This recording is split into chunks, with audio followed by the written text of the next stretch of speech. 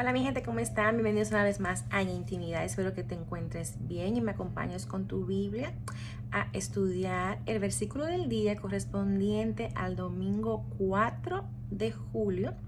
Y podemos encontrar este versículo en Gálatas 5, versículo 13, y dice lo siguiente. Dice, porque vosotros, hermanos, a libertad fuisteis llamados, solamente que no uséis la libertad como ocasión para la carne, sino servíos por amor los unos a los otros. Ahora, ¿qué está pasando en este momento? ¿Qué es lo que el autor de Gálatas, en este caso el apóstol Pablo, se refiere en específico? Pues sucede y viene a ser que, bueno, desde que Jesús pisó esta tierra y estableció lo que es vamos a decir así, los lineamientos del evangelio, ¿no? La base del evangelio, lo que es la fe, solamente la fe sin las obras.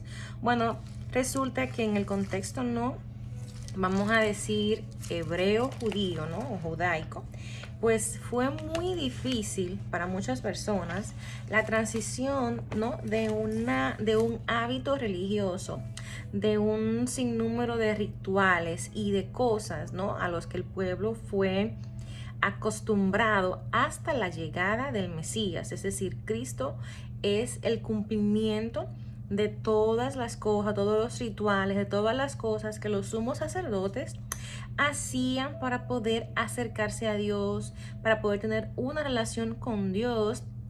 Y en este caso había lo que era el sacrificio, ¿no? Para perdón de pecados, y había uno que se hacía una vez al año, y este era propicio, ¿no? El sumo sacerdote entraba al lugar santísimo y allí vertía la sangre del cordero, ¿no? Inmolado, sin mancha, limpio, perfecto. Y pues era esta acción, ¿no? Que reflejaba de una manera u otra lo que haría Jesús en la cruz. O sea que de una manera u otra los judíos se acostumbraron a este sistema de tener una relación, de tener un acercamiento a Dios a través de las cosas que ellos hacían, a través de mantener la Torá, de la conducta. Jesús inclusive lo resaltó muchas veces, ¿no? Que ellos, no recuerdo bien como dice el versículo, pero sí decían que, sí Jesús decía que ellos seguían, ¿no? Mandamientos de hombres, se recibían o seguían tradiciones verbales del hombre. Es decir, Dios dio la ley, ¿no? La ley, la Torá, que es lo que tenemos como el Pentateuco, que son los primeros 5 libros de la Biblia. Ya me estoy extendiendo, pero a lo mejor es necesario que yo clarifique, ¿no? Un poquito esto. Entonces, ¿qué sucede? Esta es, ¿no? La Torá, los primeros 5 libros de la Biblia. Ahora, está lo que se le llama la Mishnah, que si no me equivoco, se llama Mishnah, es esta ley oral, ¿no? Que se traduce,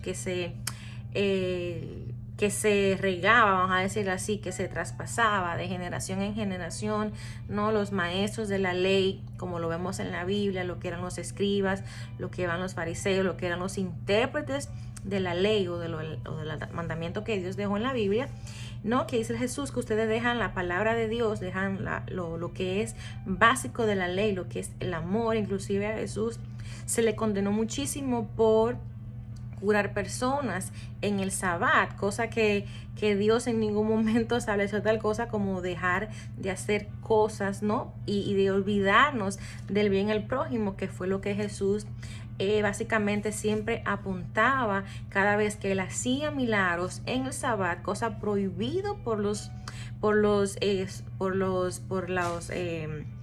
fariseos, ¿no? Y entonces fueron estas cosas, era este fariseísmo, era esta religiosidad que se regó, ¿no? Que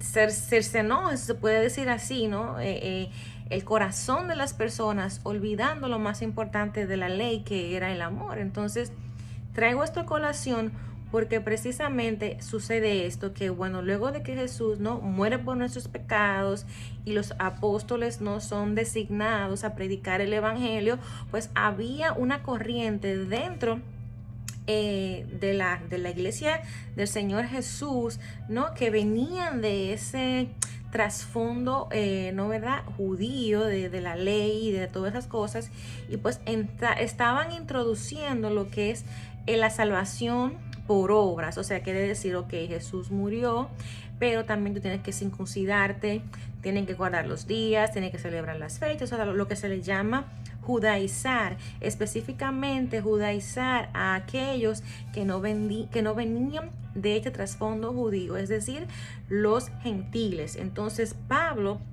en esta carta de los Gálatas, está tratando, ¿no?, de sembrar, vamos a decir así, de que ellos entiendan de una vez y por todas de que la salvación no es por obra, es la fe solamente en aquello que Jesús hizo en la cruz. Por eso me llama muchísimo la atención cómo Pablo le llama a estas personas, ¿no?, mutiladores del cuerpo de Jesús, y les insta a Gálatas de que no vuelvan a esta esclavitud, que es la esclavitud de los rituales, la esclavitud de todas estas cosas que eran sombras solamente de lo que Jesús iba a hacer por los que creyeran en él. Inclusive al principio de la carta, increíble como Pablo de una vez le entra, vamos a decir, a la yugular y le dice: estoy maravillado de que tan pronto se hayan alejado del que los llamó por gracia, por la gracia de Cristo, para seguir un evangelio diferente.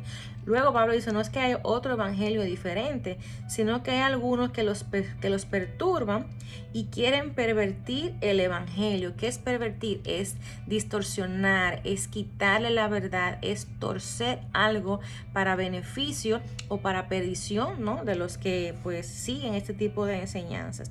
Entonces, inclusive es tan grave hacer esto, predicar otro evangelio que el que está establecido en la palabra, que Pablo luego en el capítulo 1, en el versículo 9, dice lo siguiente: como antes lo hemos dicho, también ahora lo repito, si alguno les predican otro evangelio diferente del que han recibido, quiere decir la gracia, la fe y no por obras, pues sea anatema, es decir, que tiene una maldición esta persona.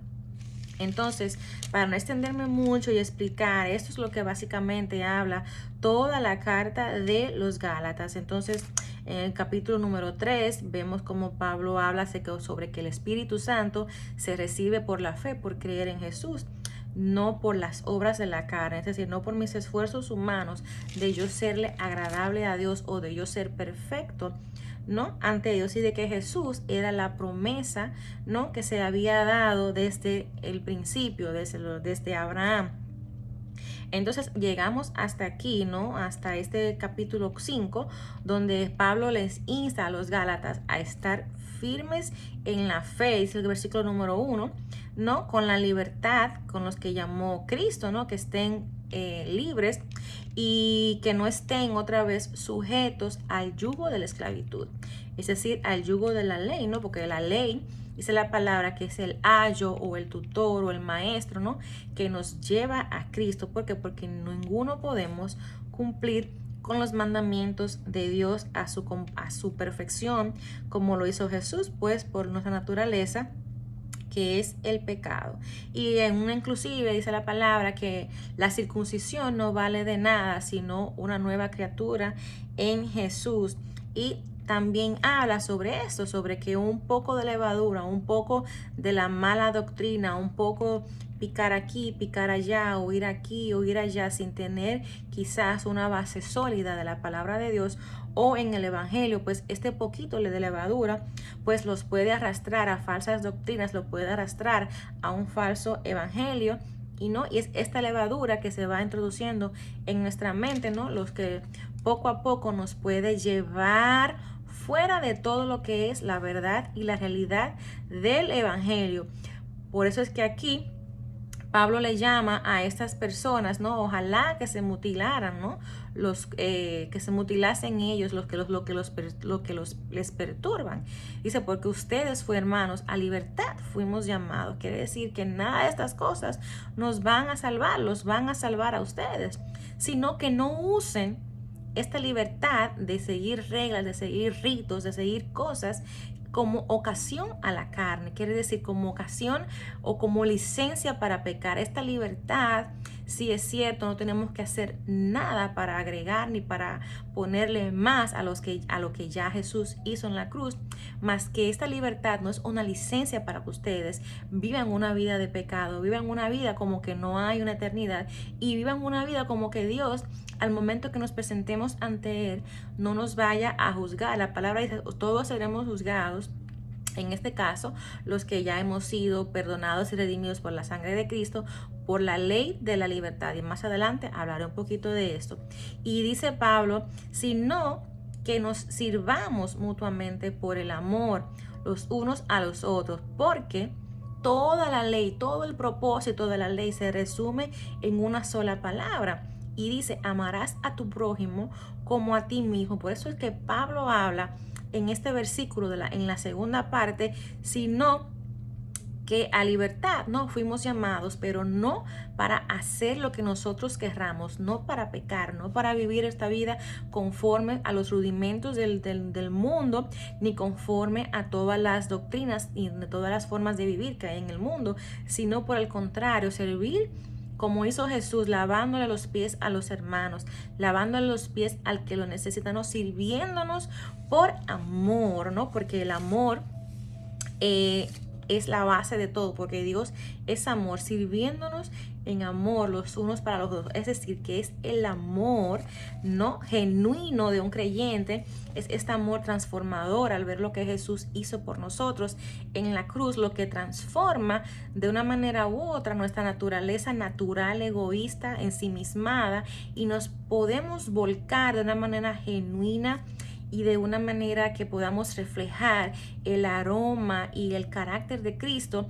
Esto lo podemos volcar ya no para mí, ya no para vivir para el yo, ya no para que me sirvan a mí, ya no para que me den a mí, sino que Dios sabe que esa es de por sí nuestra naturaleza, sino que ahora Dios nos ha dado una nueva naturaleza, esa palabra, por lo cual podemos clamar a Dios, no venir confiados al trono de la gracia y recibir ese amor, y ahora podemos ese amor reflejarlo a los demás. Por eso que Jesús llama a sus discípulos que ustedes son la luz del mundo. Ahora vamos a diluir, vamos a decir así, un poquito este versículo. Ya llevo 12 minutos, pero para mí fue importante hablar un poquito de esto.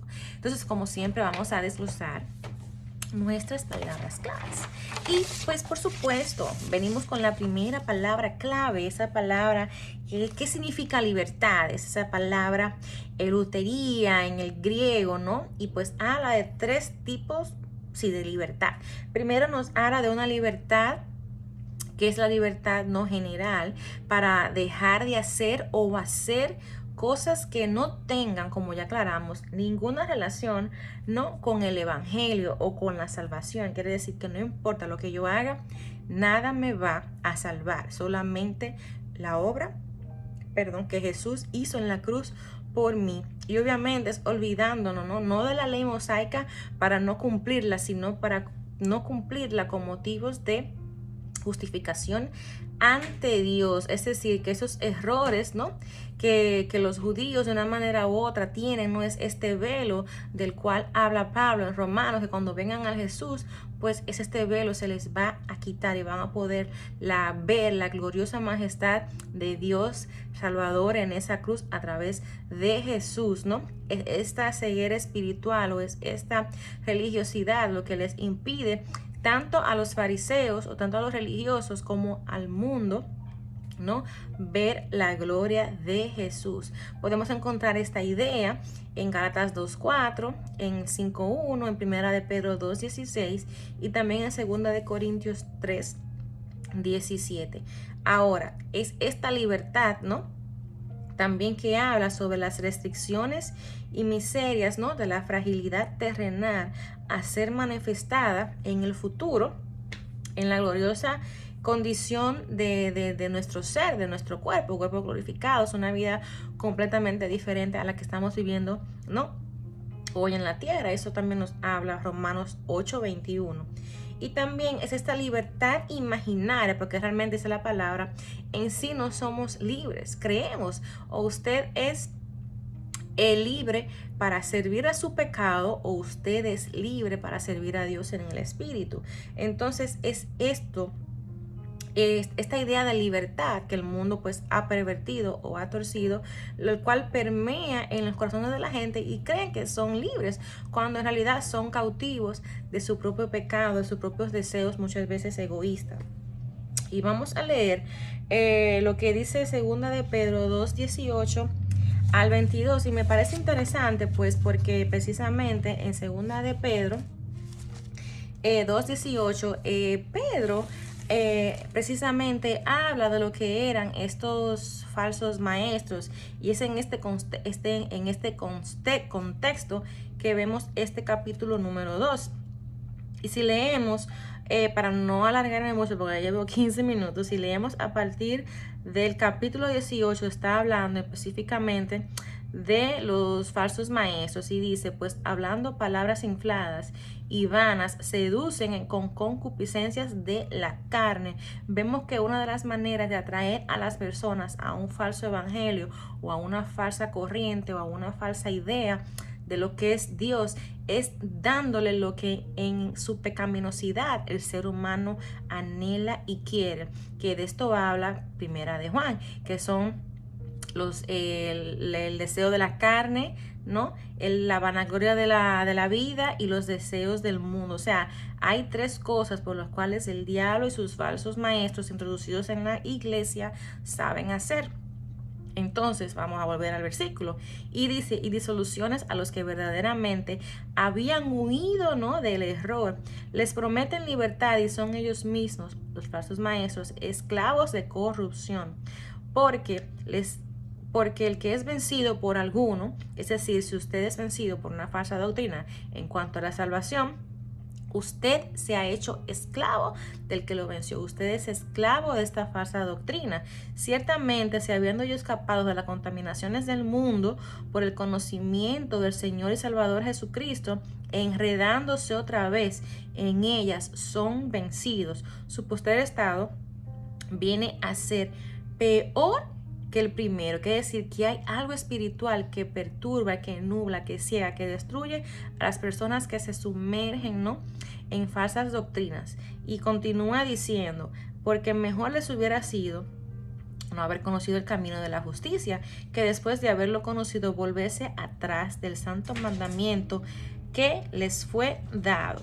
Pero les ha acontecido lo de verdadero proverbio: el perro vuelve a su vómito y la puerca a revolcarse en el cieno o en el lodo. Entonces, sé que esto no es mucho de lo que se está hablando acá, pero se está hablando de la libertad no para servir a la carne, pero precisamente es parte de esa naturaleza pecaminosa de la carne, por las cuales nos vamos y empezamos a ensimismarnos y a escuchar doctrinas que ya están introducidas en la iglesia, cosas de... No voy a hablar de eso, pero es importante entender que la doctrina que escuchamos va directamente ligada a lo que sabemos de la Biblia y a cómo le servimos, o que entendemos lo que es servirle a Dios, que es la segunda parte de este versículo, que dice, ¿no?, que no lo usemos para ocasión de la carne, sino para servirnos por amor los unos a los otros. Y dice que la palabra servidos, ¿no?, servir, se utilizó la palabra en el griego douleo, y es vamos a ver, lo anoté por aquí, por supuesto, perdón, que tengo como 500 Biblias aquí al frente mío, y dice ¿no?, ser esclavo o servir o dar un servicio, y metafóricamente habla de obedecer y someterse. Pues es precisamente, ¿no?, este servicio, ¿no?, que es el servir, que es doblegarnos, que es ponernos a la disposición de nuestros hermanos, de nuestro vecino, de nuestro prójimo, sea cual sea. Entonces es esta libertad que tenemos en Cristo para servir, ya no para agregar a la salvación, sino por amor a Dios, sino por amor a Jesús, sino por ver el tan maravilloso ejemplo que Jesús nos dio de servicio. Entonces, ¿qué vemos aquí? Vemos que la libertad del evangelio, como ya dijimos, vamos a resumir unas cuantas cositas. No hay salvación con méritos propios, empezando por ahí. Número 2, Jesús nos liberó para servirle a Él y no al pecado. Quiero leerles rapidito. Tengo muchísimos, pero voy a escoger este versículo que está en el libro de Hebreos. Si me acompañan con tu Biblia, a partir del capítulo 12 y el versículo 28, y dice lo siguiente. Vamos a ver si está. Así que nosotros, recibiendo nosotros un reino inconmovible, tengamos gratitud, ¿no? Y mediante a ella, ¿qué hacemos? Con este amor que Dios ha derramado en nosotros, con este amor que vimos en la cruz y con este amor que Dios ha derramado en nuestros corazones, dice la palabra, sirvamos a Dios agradándole con temor y reverencia. O sea, es solamente el amor que le tenemos a Dios lo que nos va a permitir servirle a Él con temor y reverencia. También me gusta mucho, como dice el capítulo 13, a partir del versículo 1 al 8, y dice lo siguiente: permanezca el amor fraternal, ¿no?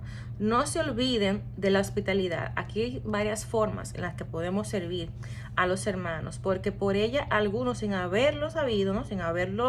Sin saberlo, hospedaron ángeles. Acuérdense de los presos, como si estuvieran presos juntamente con ellos.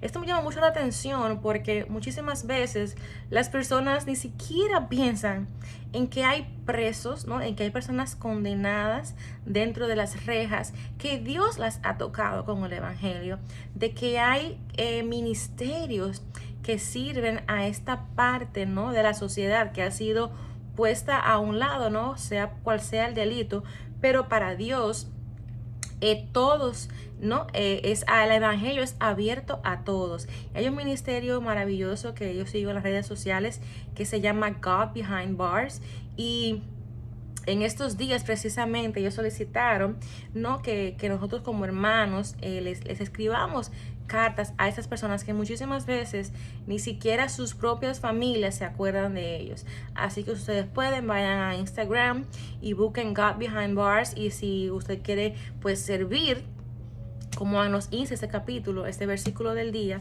pues eso es una manera de que podamos servirle, escribiendo quizás una carta y también orando por ellos, que bastante que les hace falta encerrados allí, ¿no? Sin ningún contacto con el mundo. Y bueno, seguimos diciendo.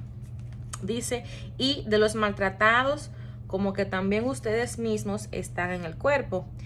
Entonces también nos habla, ¿no? Que nos acordemos de nuestros pastores, que consideren su conducta y que los imitemos. Habla también de orar por ellos. También nos insta, ¿no? A no dejarnos llevar por las falsas doctrinas. También habla de... Vamos a ver, déjame ver. Dice también, bueno, hay y de hacer bien y de la ayuda mutua. No os olvidéis, porque de tales sacrificios se agrada a Dios. Quiere decir que Dios se agrada cuando nosotros nos ponemos al servicio de los demás, y pues haciéndolo nos ponemos pues al servicio a Él, y como dije, reflejamos un poquito de ese amor que Dios tiene para con su creación. Entonces me gustó muchísimo este versículo. Punto número 3, vemos que por la ley de la libertad, como dije al principio, nos juzgará Dios. Si leemos Santiago, vamos a Santiago, aquí mismito, la vuelta de Hebreos, capítulo 1, versículo 22 al 27, vamos a ver qué dice Santiago. Dice Santiago lo siguiente: pero sed hacedores de la palabra, no solamente oidores, engañándose a vosotros mismos, porque si alguno es oidor de la palabra, pero no hacedor de ella, este es semejante al hombre que se considera en un espejo su rostro natural, porque él se considera a sí mismo y se va y luego se olvida de cómo era. Eso quiere decir que si nosotros vemos la palabra pero no la practicamos, esa palabra nunca se va a sentar y se va a hacer realidad en nosotros.